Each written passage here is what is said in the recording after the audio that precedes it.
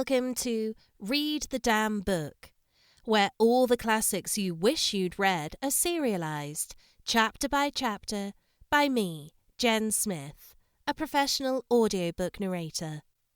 Thanks for joining me for Season 2, and we're reading The Picture of Dorian Gray by Oscar Wilde. Let's get to it.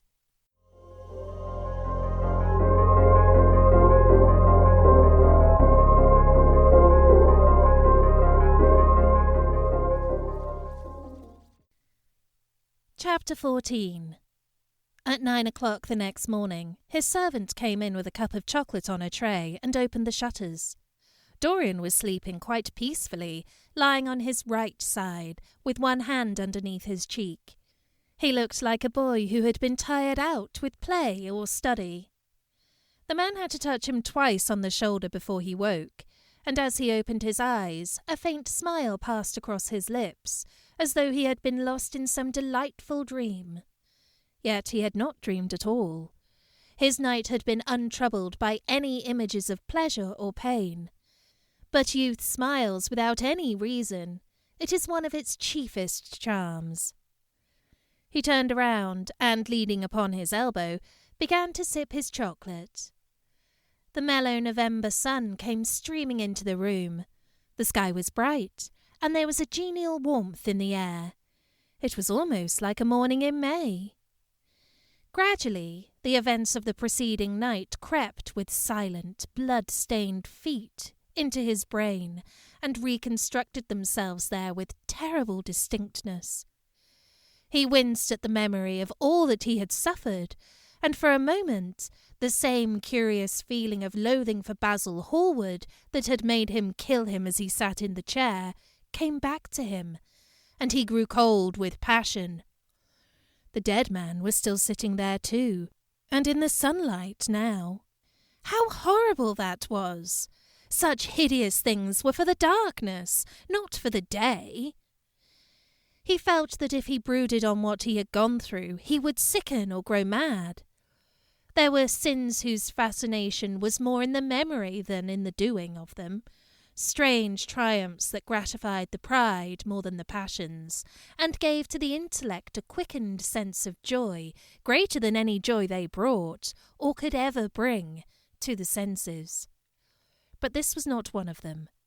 It was a thing to be driven out of the mind, to be drugged with poppies, to be strangled, lest it might strangle one itself.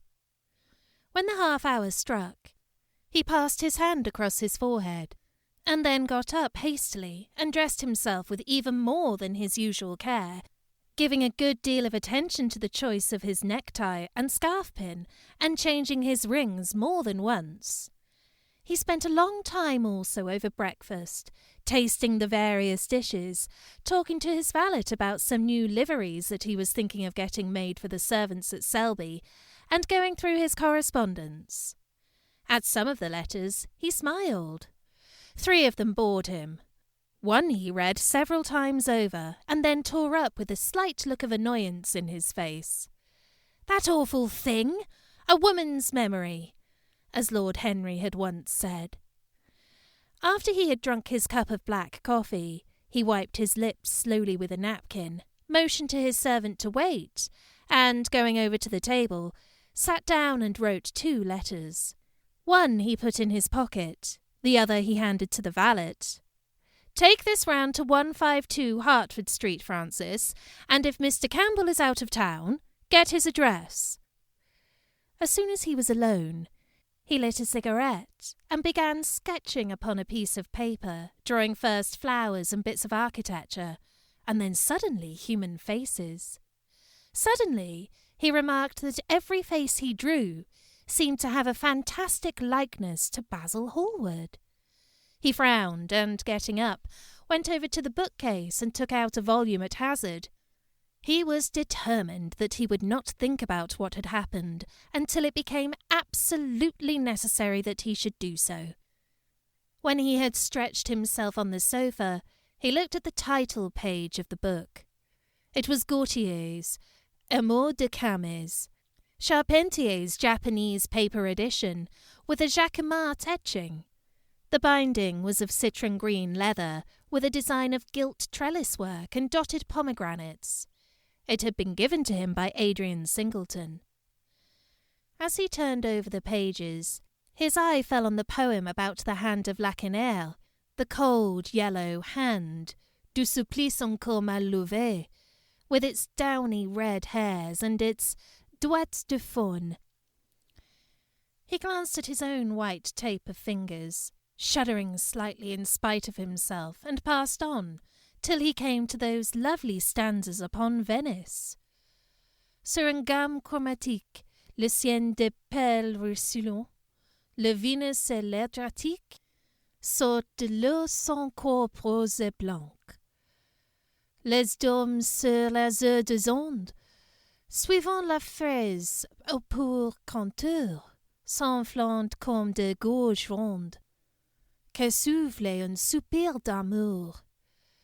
L'escuit farbord de me dépose, jetant son amarre au pilier, devant une façade rose, sur la marbre d'un escalier. How exquisite they were! As one read them, one seemed to be floating down the green waterways of the pink and pearl city, seated in a black gondola with silver prow and trailing curtains. The mere lines looked to him like those straight lines of turquoise blue that follow one as one pushes out to the Lido. The sudden flashes of colour reminded him of the gleam of the opal and iris-throated birds that flutter round the tall honeycombed campanile, or stalk, with such stately grace, through the dim, dust-stained arcades. Leaning back with half-closed eyes, he kept saying over and over to himself, Devant une façade rose, sur le marbre d'un escalier. The whole of Venice was in those two lines. He remembered the autumn that he had passed there, and a wonderful love that had stirred him to mad, delightful follies. There was romance in every place, but Venice, like Oxford, had kept the background for romance, and, to the true romantic, background was everything, or almost everything. Basil had been with him part of the time, and had gone wild over Tintoret. Poor Basil! What a horrible way for a man to die! He sighed and took up the volume again, and tried to forget. He read of the swallows that fly in and out of the little cafe at Smyrna, where Hadjis sat counting their amber beads, and the turbaned merchants smoke their long tasselled pipes, and talk gravely to each other. He read of the obelisk in the Place de la Concorde that weeps tears of granite in its lonely, sunless exile, and longs to be back by the hot, lotus-covered Nile, where there are sphinxes, and rose-red ibises, and white vultures with gilded claws, and crocodiles with small beryl eyes that crawl over the green, steaming mud. He began to brood over those verses which, drawing music from kiss-stained marble, tell of that curious statue that Gautier compares to the contralto voice, the monstre charmant, that couches in the porphyry room of the Louvre. But after a time, the book fell from his hand. He grew nervous, and a horrible fit of terror came over him. What if Alan Campbell should be out of England? Days would elapse before he could come back. Perhaps he might refuse to come. What could he do then? Every moment was of vital importance. They had been great friends once, 5 years before, almost inseparable indeed. Then the intimacy had come suddenly to an end. When they met in society now, it was only Dorian Gray who smiled. Alan Campbell never did. He was an extremely clever young man, though he had no real appreciation of the visible arts, and whatever little sense of the beauty of poetry he possessed, he had gained entirely from Dorian. His dominant intellectual passion was for science. At Cambridge, he had spent a great deal of his time working in the laboratory, and had taken a good class in the natural science tripos of his year. Indeed, he was still devoted to the study of chemistry, and had a laboratory of his own, in which he used to shut himself up all day long, greatly to the annoyance of his mother, who had set her heart on his standing for Parliament, and had a vague idea that a chemist was a person who made up prescriptions. He was an excellent musician, however, as well, and played both the violin and the piano better than most amateurs. In fact, it was music that had first brought him and Dorian Gray together. Music, and that indefinable attraction that Dorian seemed to be able to exercise whenever he wished, and, indeed, exercised often without being conscious of it. They had met at Lady Berkshire's the night that Rubinstein played there, and after that used to be always seen together at the opera and wherever good music was going on. For 18 months their intimacy lasted. Campbell was always either at Selby Royal or in Grosvenor Square. To him, as to many others, Dorian Gray was the type of everything that is wonderful and fascinating in life. Whether or not a quarrel had taken place between them, no one ever knew. But suddenly people remarked that they scarcely spoke when they met, and that Campbell seemed always to go away early from any party at which Dorian Gray was present. He had changed, too, was strangely melancholy at times, appeared almost to dislike hearing music, and would never himself play, giving as his excuse when he was called upon that he was so absorbed in science that he had no time left in which to practice. And this certainly was true. Every day he seemed to become more interested in biology, and his name appeared once or twice in some of the scientific reviews in connection with certain curious experiments. This was the man Dorian Gray was waiting for. Every second he kept glancing at the clock. As the minutes went by, he became horribly agitated. At last he got up and began to pace up and down the room, looking like a beautiful caged thing. He took long, stealthy strides. His hands were curiously cold. The suspense became unbearable. Time seemed to him to be crawling with feet of lead, while he by monstrous winds was being swept towards the jagged edge of some black cleft of precipice. He knew what was waiting for him there, saw it indeed, and, shuddering, crushed with dank hands his burning lids as though he would have robbed the very brain of sight and driven the eyeballs back into their cave. It was useless. The brain had its own food on which it battened, and the imagination, made grotesque by terror, twisted and distorted as a living thing by pain, danced like some foul puppet on a stand and grinned through moving masks. Then, suddenly, time stopped for him. Yes, that blind, slow-breathing thing crawled no more, and horrible thoughts, time being dead, raced nimbly on in front, and dragged a hideous future from its grave and showed it to him. He stared at it. Its very horror made him stone. At last the door opened and his servant entered. He turned glazed eyes upon him. "Mr. Campbell, sir," said the man. A sigh of relief broke from his parched lips, and the colour came back to his cheeks. "Ask him to come in at once, Francis." He felt that he was himself again. His mood of cowardice had passed away. The man bowed and retired. In a few moments, Alan Campbell walked in, looking very stern and rather pale, his pallor being intensified by his coal-black hair and dark eyebrows. "Alan! This is kind of you. I thank you for coming." "I had intended never to enter your house again, Gray, but you said it was a matter of life and death." His voice was hard and cold. He spoke with slow deliberation. There was a look of contempt in the steady, searching gaze that he turned on Dorian. He kept his hands in the pockets of his astrakhan coat, and seemed not to notice the gesture with which he had been greeted. "Yes, it is a matter of life and death, Alan, and to more than one person. Sit down." Campbell took a chair by the table, and Dorian sat opposite to him. The two men's eyes met. In Dorian's there was infinite pity.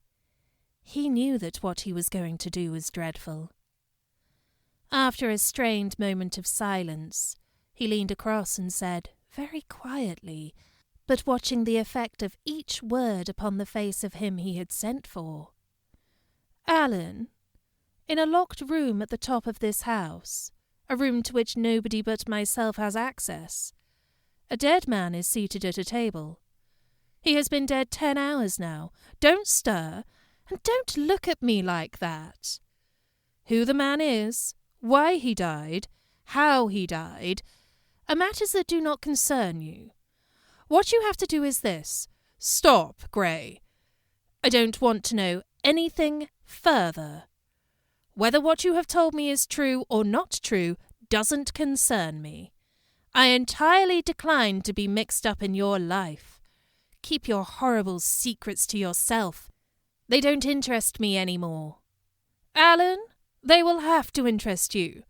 This one will have to interest you. I'm awfully sorry for you, Alan, but I can't help myself. You are the one man who is able to save me. I am forced to bring you into the matter. I have no option. Alan, you are scientific. You know about chemistry and things of that kind. You have made experiments. What you have got to do is to destroy the thing that is upstairs, to destroy it so that not a vestige of it will be left. Nobody saw this person come into the house. Indeed, at the present moment he is supposed to be in Paris. He will not be missed for months. When he is missed, there must be no trace of him found here. You, Alan, you must change him, and everything that belongs to him, into a handful of ashes that I may scatter in the air. You are mad, Dorian. Ah, I was waiting for you to call me Dorian. You are mad, I tell you, mad to imagine that I would raise a finger to help you, mad to make this monstrous confession. I will have nothing to do with this matter, whatever it is. Do you think I am going to peril my reputation for you? What is it to me what devil's work you are up to? It was suicide, Alan. I am glad of that, but who drove him to it? You, I should fancy. Do you still refuse to do this for me? Of course I refuse. I will have absolutely nothing to do with it. I don't care what shame comes on you. You deserve it all. I should not be sorry to see you disgraced, publicly disgraced. How dare you ask me, of all men in the world, to mix myself up in this horror? I should have thought you knew more about people's characters. Your friend, Lord Henry Wotton, can't have taught you much about psychology, whatever else he has taught you. Nothing will induce me to stir a step to help you. You have come to the wrong man. Go to some of your friends. Don't come to me. Alan, it was murder. I killed him. You don't know what he had made me suffer. Whatever my life is, he had more to do with the making or the marring of it than poor Harry has. He may not have intended it. The result was the same. Murder? Good God, Dorian, is that what you have come to? I shall not inform upon you. It is not my business. Besides, without my stirring in the matter, you are certain to be arrested. Nobody ever commits a crime without doing something stupid. But I will have nothing to do with it. You must have something to do with it. Wait a moment. Listen to me. Only listen, Alan. All I ask of you is to perform a certain scientific experiment. You go to hospitals and dead houses, and the horrors that you do there don't affect you. If in some hideous dissecting room or fetid laboratory you found this man lying on a leaden table with red gutters scooped out in it for the blood to flow through, you would simply look upon him as an admirable subject. You would not turn a hair. You would not believe that you were doing anything wrong. On the contrary, you would probably feel that you were benefiting the human race, or increasing the sum of knowledge in the world, or gratifying intellectual curiosity, or something of that kind. What I want you to do is merely what you have often done before. Indeed, To destroy a body must be far less horrible than what you are accustomed to work at. And remember, it is the only piece of evidence against me. If it is discovered, I am lost, and it is sure to be discovered unless you help me. I have no desire to help you. You forget that. I am simply indifferent to the whole thing. It has nothing to do with me. Alan, I entreat you. Think of the position I am in. Just before you came, I almost fainted with terror. You may know terror yourself some day. No, don't think of that. Look at the matter purely from the scientific point of view. You don't inquire where the dead things in which you experiment come from. Don't inquire now. I have told you too much as it is. But I beg of you to do this. We were friends once, Alan. Don't speak about those days, Dorian. They are dead. The dead linger sometimes. The man upstairs will not go away. He is sitting at the table with bowed head and outstretched arms. Alan! Alan! If you don't come to my assistance, I am ruined. Why, they will hang me, Alan. Don't you understand? They will hang me for what I have done. There is no good in prolonging this scene. I absolutely refuse to do anything in the matter. It is insane of you to ask me. You refuse? Yes. I entreat you, Alan. It is useless. The same look of pity came into Dorian Gray's eyes. Then he stretched out his hand, took a piece of paper, and wrote something on it. He read it over twice, folded it carefully, and pushed it across the table. Having done this, he got up and went over to the window. Campbell looked at him in surprise, and then took up the paper and opened it. As he read it, his face became ghastly pale, and he fell back in his chair. A horrible sense of sickness came over him. He felt as if his heart was beating itself to death in some empty hollow. After 2 or 3 minutes of terrible silence, Dorian turned round and came and stood behind him, putting his hand upon his shoulder. "I am so sorry for you, Alan," he murmured, "but you leave me no alternative. I have a letter written already. Here it is. You see the address. If you don't help me, I must send it. If you don't help me, I will send it. You know what the result will be. But you are going to help me. It is impossible for you to refuse now. I tried to spare you. You will do me the justice to admit that. You were stern, harsh, offensive. You treated me as no man has ever dared to treat me, no living man at any rate. I bore it all. Now it is for me to dictate terms." Campbell buried his face in his hands, and a shudder passed through him. "Yes, it is my turn to dictate terms, Alan. You know what they are. The thing is quite simple. Come, don't work yourself into this fever. The thing has to be done. Face it and do it." A groan broke from Campbell's lips, and he shivered all over. The ticking of the clock on the mantelpiece seemed to him to be dividing time into separate atoms of agony, each of which was too terrible to be borne. He felt as if an iron ring was being slowly tightened round his forehead, as if the disgrace with which he was threatened had already come upon him. The hand upon his shoulder weighed like a hand of lead. It was intolerable. It seemed to crush him. "Come, Alan, you must decide at once." "I cannot do it," he said mechanically, as though words could alter things. "You must. You have no choice. Don't delay." He hesitated a moment. "Is there a fire in the room upstairs?" "Yes, there is, a gas-lit fire with asbestos." "I shall have to go home and get some things from the laboratory." "No, Alan, you must not leave the house. Write out on a sheet of notepaper what you want, and my servant will take a cab and bring things back to you." Campbell scrawled a few lines, blotted them, and addressed an envelope to his assistant. Dorian took the note up and read it carefully. Then he rang the bell and gave it to his valet, with orders to return as soon as possible and to bring the things with him. As the hall door shut, Campbell started nervously, and having got up from the chair, went over to the chimney-piece. He was shivering with a kind of ague. For nearly 20 minutes, neither of the men spoke.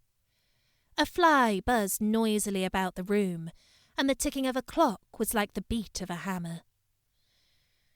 As the chime struck 1, Campbell turned round, and looking at Dorian Gray, saw that his eyes were filled with tears. There was something in the purity and refinement of that sad face that seemed to enrage him. "You are infamous, absolutely infamous," he muttered. "Hush, Alan.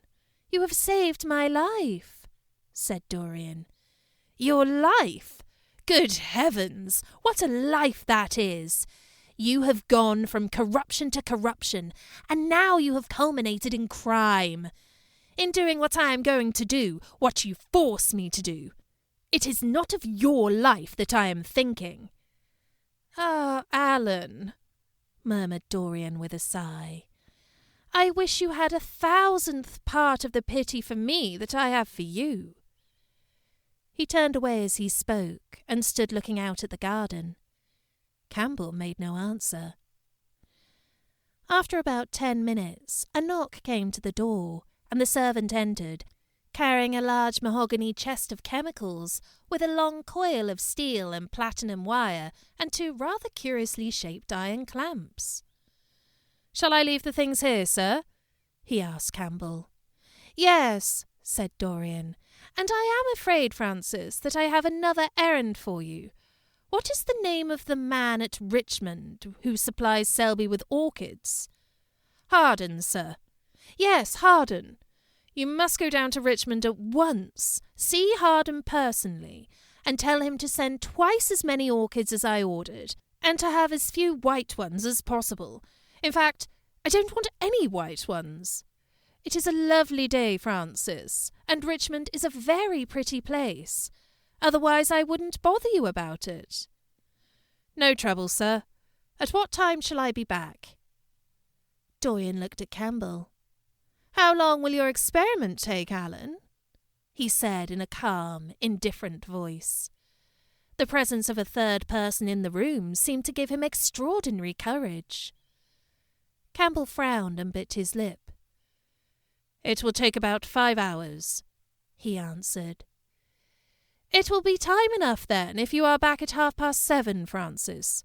Or stay, just leave my things out for dressing. You can have the evening to yourself. I am not dining at home, so I shall not want you." "Thank you, sir," said the man, leaving the room. "Now, Alan, there is not a moment to be lost. How heavy this chest is! I'll take it for you. You bring the other things." He spoke rapidly and in an authoritative manner. Campbell felt dominated by him. They left the room together. When they reached the top landing, Dorian took out the key and turned it in the lock. Then he stopped, and a troubled look came into his eyes. He shuddered. "I don't think I can go in, Alan," he murmured. "It is nothing to me. I don't require you," said Campbell coldly. Dorian half opened the door. As he did so, he saw the face of his portrait leering in the sunlight. On the floor in front of it, the torn curtain was lying. He remembered that the night before he had forgotten, for the first time in his life, to hide the fatal canvas, and was about to rush forward when he drew back with a shudder. What was that loathsome red dew that gleamed, wet and glistening, on one of the hands, as though the canvas had sweated blood? How horrible it was!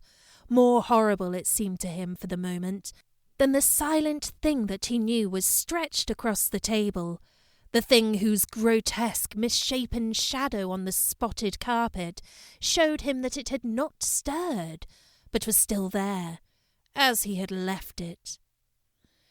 He heaved a deep breath, opened the door a little wider, and with half-closed eyes and averted head, walked quickly in, determined that he would not look even once upon the dead man.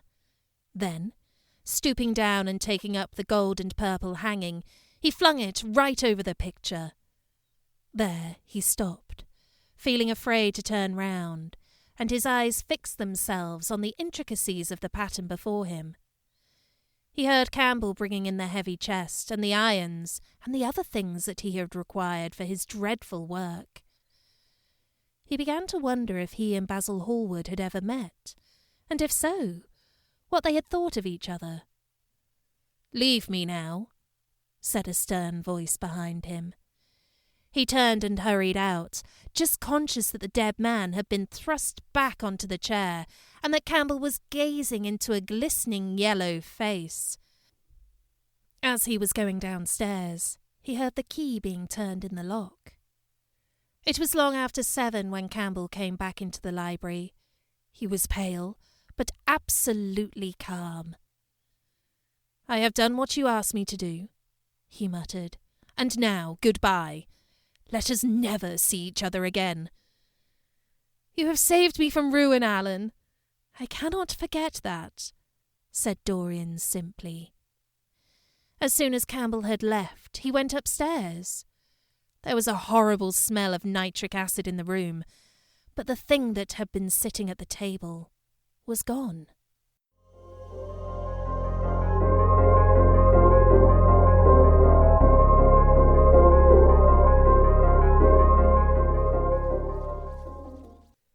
Thanks for listening to this episode of Read the Damn Book. Find me on socials at podcast_RDB. And don't forget to subscribe wherever you get your podcasts from. Let me know if there's anything you'd like to hear. See you next time on Read the Damn Book.